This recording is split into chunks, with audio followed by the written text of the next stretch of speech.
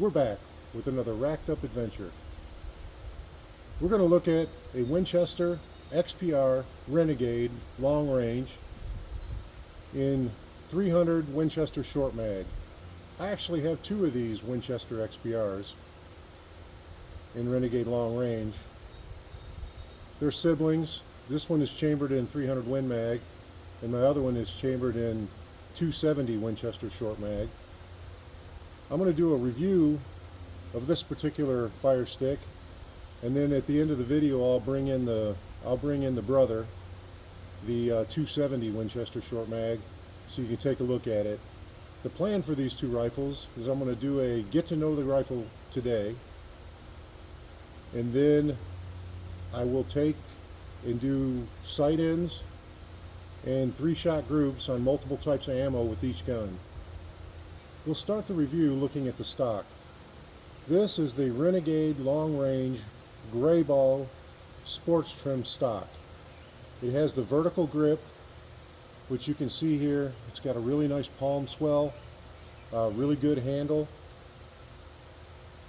In the back of the stock, it's got spacers that come in the box with it. There are 3 of them. I've got all 3 in because I like my length of pull to be a little longer, but you can shorten this up by about 1 inch by pulling the spacers out and re-putting the buttstock on. It's also got what they consider an advanced cushion buttstock on it to reduce felt recoil.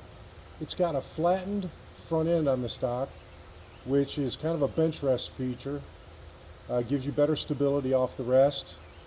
It's got 2 swivel studs in the front, and then in the rear it's got the 1 swivel stud. The stock is very sturdy. It's got a nice texture to it. It's not a hollow stock. It's very firm. Real good feeling stock on this. Now we'll talk about the trigger. This has got the Winchester MOA trigger system in it. This trigger measures in at about 2.8 pounds when measured on my Wheeler pull gauge. It's a little bit higher than I like, but I don't think I'm going to adjust this trigger because it's such a good, clean, crisp trigger. Look at this and make sure that we're not loaded. But you can see,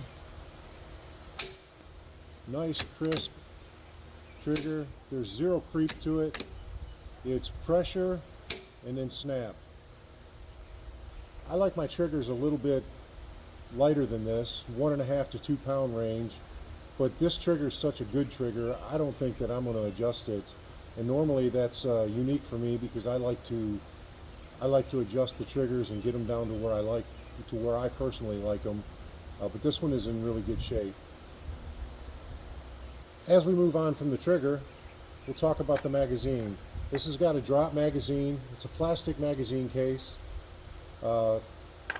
Snaps in there real good. Holds in real tight. I don't feel any wiggle. So it's a good tight magazine. I like the release being up front here. It's out of the way. It's got a good release. And it's real responsive, snaps in real tight. I like that magazine. Now we'll move on to the bolt. This has got a nickel Teflon coated bolt. It is fluted. As you can see, you get the fluting here. This bolt is butter smooth. There's no zip sound. There's no wobble to it. It's just a good, crisp, clean, smooth moving bolt. I really like the bolt in this gun. It rivals some of the better ones that I've seen. And another thing I like about this bolt action is on safe, the bolt is locked. So it's got a 2-position safety. So it's either safe or it's in fire mode. But when you are in safe, you have the luxury or you have the assurance of having the bolt locked. But there is a bolt release button just above the safety here where you can open the bolt and close the bolt basically by pressing the button. I like that feature. I like it better than a 3-position safety.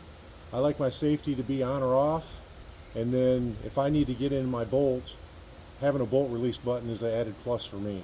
All in all, I really like the action on this rifle. The Teflon bolt, the 2-position safety with the button release, and the 2.8 pound trigger make this a winning combination. Okay, let's talk about the barrel. This is a perma-coated, dark matte steel barrel. It's also got a steel lug. The perma-coat is glare resistant. It's also weather resistant. It's much better than a blued barrel. Cerakote or perma-coat is how I like my barrels now. This one is threaded in 5/8 by 24 thread pitch. As you can see, I've got my Banish 46 can on it. Sitting on top of this barrel, I've got a Vortex Diamondback 4x16 by 42 scope. It's a second focal plane scope. It's got side parallax. This is a really nice 300 Winchester short mag system. And like I told you at the start of this video, I've got the sibling to this. Let me bring that one out. As I said, here's your little brother to the 300 Winchester short mag. This is the same Winchester XPR Renegade long range hunter in 270 Winchester short mag. On this particular one, I've got the Buckmaster's 3x12 scope on it. It's a SIG scope. This is the first SIG scope that I'm going to use on a sight in, so I'm going to see if I like it. This scope is on the more budget friendly end. I think you can pick one of these scopes up for just north of $100. I typically like the Vortex line of scopes, or as you've seen in my first video, I was partial to the Nikons before they quit making those. But I'm going to try this SIG Buckmaster out and see what it's like. The plan for these two rifles is to do sight ins in 3-shot groups with multiple types of ammo. I've got 6 types of ammo for the 300 Winchester short mag, and I've got 4 different cartridges to test out in the 270 short mag. I will break these up into separate videos, so we'll do the one video is this one here where we've talked about the features and talking points on both of these rifles, and then we'll do the Winchester in its own video, the 300 short mag in its own video, and then we'll do the 270 short mag in a video for it. And I may even throw a 4th video in there and get back together and talk about the nuances or the difference in shooting these two. This is the first matched pair of rifles that I've ever had, so I'm kind of excited to see the difference between 270 and 300, and just to see if the ammo that one likes is the same ammo that another one likes, just to learn more and understand more about these two rifles is what we're in for. So stay tuned for the next video. Again, as always, I'd appreciate it if you like and subscribe to my channel. It really helps us out. We do this as a labor of love. I don't get paid to do these videos. I do them because I want to share the knowledge and share my experiences with anybody that wants to watch or listen. So like, subscribe, share the video if you know anybody that would like to see it or you think would like to see it, and we appreciate you watching. Until we have our next racked up adventure, I'll see you later.